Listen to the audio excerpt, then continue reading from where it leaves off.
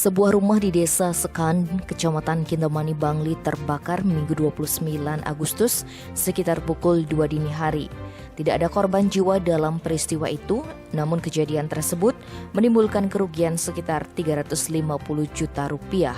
Kapolsek Kintamani AKP Benjamin Niki Julu membenarkan kejadian tersebut. Menurutnya, kebakaran yang melanda rumah milik Kadek Leni pertama kali diketahui oleh salah satu keluarganya bernama Inengah Sunadi.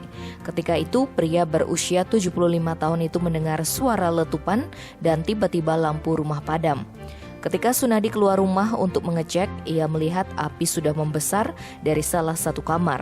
Melihat kejadian tersebut, Sunadi berteriak minta tolong sambil berusaha memadamkan api dengan alat seadanya.